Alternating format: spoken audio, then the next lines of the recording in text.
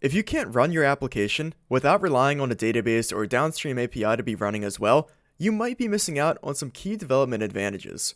So recently I started building a MAUI application that depended on a few downstream APIs. When I started working on the MAUI application, the downstream APIs were still in development, so I was somewhat blocked on the progress I could make in the MAUI application. A couple weeks passed, and the downstream APIs were finally in a workable state where I could hit them from the MAUI application. So I took some time to set up the APIs to run locally on my machine for development purposes. I basically always needed these APIs running locally in order for the MAUI application to work at all. Not gonna lie, it was kind of a pain to always have the APIs running locally, and it did put some strain on my machine as well. Finally, I also wanted to set up and run an automated UI testing suite for the MAUI application. However, in order to start the MAUI application and run some automated UI tests, I would basically need all of those APIs running locally while the tests are going, and overall I would need a full test environment running locally just for my automated UI testing. And additionally, what about testing edge cases? I would have to somehow configure the test environment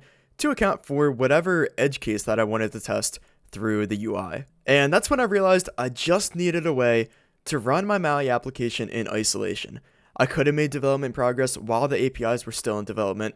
I could have developed the MAUI application instead of setting up and always running these downstream APIs locally on my machine, and I could test my application in an isolated environment instead of always having to spin up a full test environment. Now, in order to run our application in isolation, we're going to have to run our app in some kind of mocked mode, where instead of hitting our downstream APIs or our database, we hit mocks. And it would be nice if we could start our application in mocked mode or unmocked mode, of course, without making any code changes. So let's implement a mocked mode in this demo application that hits the catfacts API and displays a random cat fact. Step 1, we need to define a boundary between our app and external interactions. For example, this could be where we make a request to our downstream API. For our cat fact application, the boundary is going to be this random cat fact query that makes an HTTP request to the catfact API. So we're going to define our boundary here. You could define your boundary deeper into the actual HTTP client,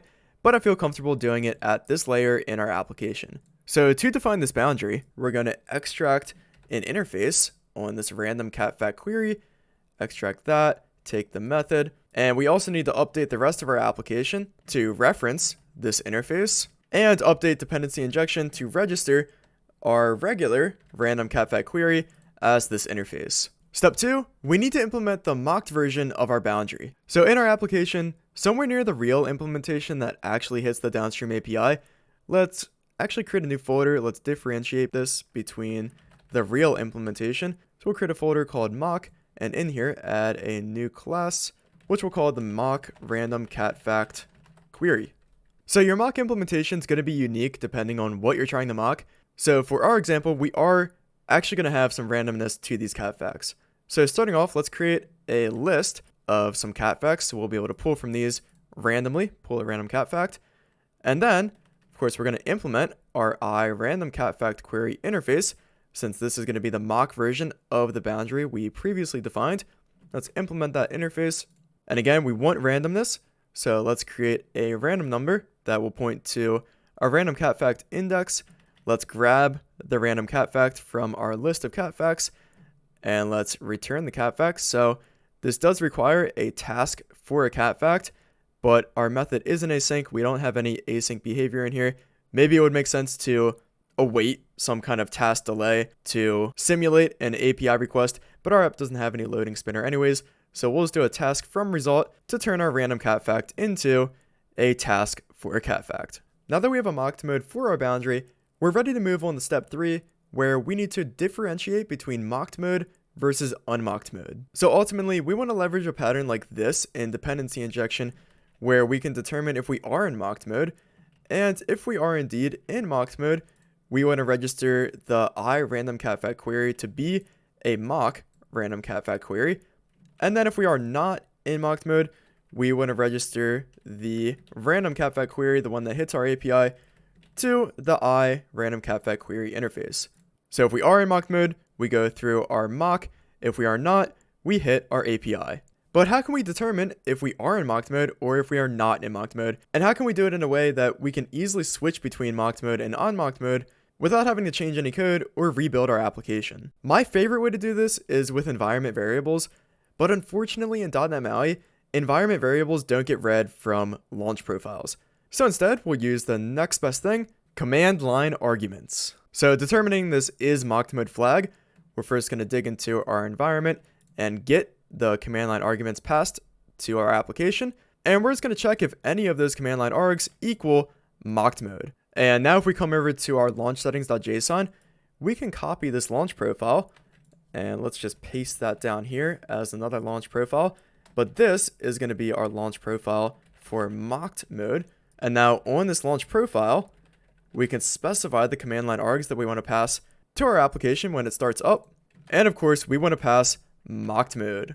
And now, check this out. We can easily switch between running our application in unmocked mode and mocked mode. Starting our application not in mocked mode, our launch profile doesn't pass the mocked mode command line argument, so we inject the real random catfact query that hits the catfacts API, and we get some random catfacts here.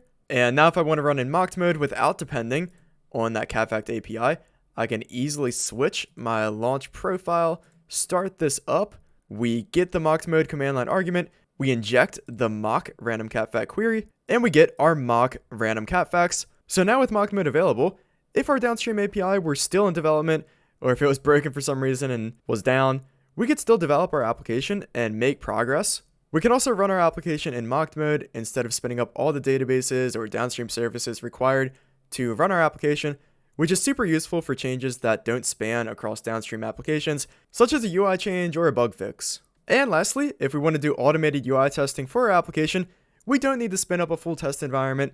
We can just run our application in mocked mode. We can address any edge cases with mocks instead of doing weird configurations with our test environment. So overall, consider using these steps to set up a mocked mode in your own application so that you can run your app in isolation and you can develop, build, and test your app without relying on downstream dependencies.